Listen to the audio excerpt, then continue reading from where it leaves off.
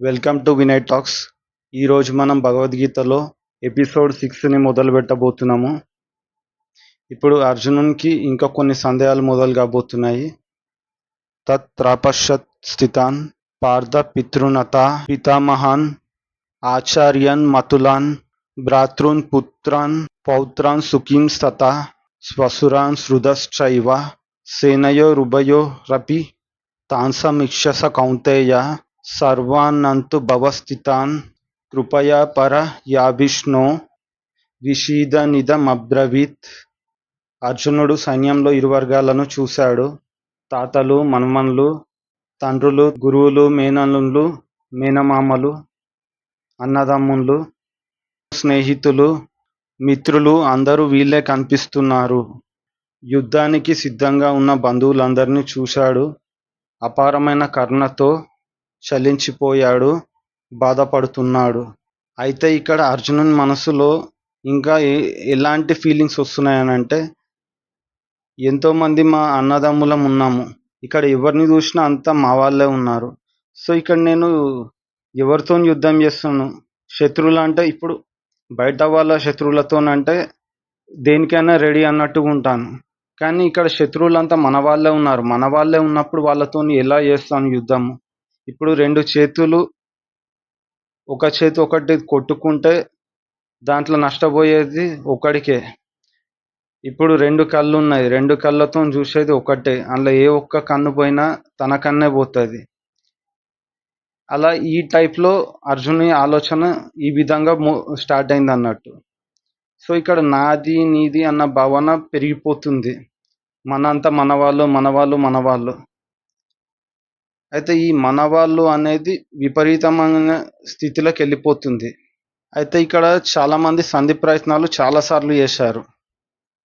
కానీ ప్రతి సంధి చేయడానికి వెళ్ళిన ప్రతిసారి విఫలమయ్యారు. ఆఖరికి కృష్ణ పరమాత్మ వెళ్ళి సంధి చేసుకుందామన్నాను కూడా విఫలమయ్యారు.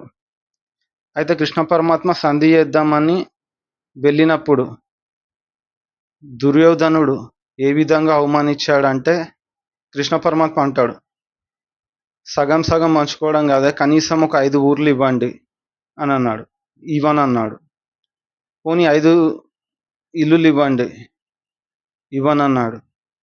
5 గదులున్న ఒక ఇల్లునివ్వండి, ఇవ్వనన్నాడు. 5 గదులు కాదే కదా, ఒక సూది భూమి మీద పెడితే ఎంత స్పేస్ ఉంటుందో అంత స్పేస్ జాగా కూడా పాండవులకు ఇవ్వను, నీకు దిక్కు లేనోనికి చెప్పుకపో అని సాక్షాత్తు కృష్ణ పరమాత్మనే అన్నాడు. ఇంకా అక్కడ ఫుడ్ అరేంజ్ చేయడానికి అన్నీ రెడీ చేశారు అక్కడ ఉన్న వాళ్ళందరూ. అయితే భీష్ముడు, ఇంకొంతమంది కౌరవులు కృష్ణ పరమాత్మను తినేసి వెళ్ళమని చెప్తారు. ఎన్నో ఫుడ్ ఐటమ్స్, రకరకాల మంచి మంచి పంచభక్ష పరమాన్నాలు అన్నీ రెడీ చేస్తారు. అది తినేసి వెళ్ళమని కృష్ణ పరమాత్మకు అంటారు కౌరవులు. కానీ కృష్ణ పరమాత్మ తినకుండా వెళ్తాడు. అంటే దాని అర్థం ఏంటంటే కృష్ణ పరమాత్మ అలిగిపోయిందని కాదు దాని అర్థం. పరమాత్మ ఎప్పుడైనా సరే ఎక్కడైతే అధర్మం ఉంటుందో అక్కడ ఉండరు, వెళ్ళిపోతాడు. దేవుడు అక్కడ ఫుడ్ తినాడు, ప్రసాదాన్ని స్వీకరించాడు. దేవునికి నైవేద్యం పెడితే ఆ దేవుడు ఆ నైవేద్యాన్ని స్వీకరించాడు, అక్కడి నుంచి వెళ్ళిపోతాడు. అందుకని మనం ఎల్లప్పుడూ ధర్మాన్ని పాటించడానికే ప్రయత్నం చేయాలి. ఇంకా కృష్ణ పరమాత్మ బయటికి వెళ్ళిన తర్వాత ఇంకా ధర్మం ఉన్నది ఎటువైపు అంటే, అక్కడ ఉన్న వాళ్ళల్లో ధర్మంగా బతికే వాళ్ళు విదురుడు ఒక్కడే. ఆ విదురుని ఇంటికి వెళ్తాడు.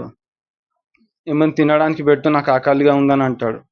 విదురుడు అంటాడు, నా దగ్గర గంజి తప్ప ఇంకేం లేదని అంటే, సరే ఆ గంజే పోయి తాగిపోతానని అంటాడు.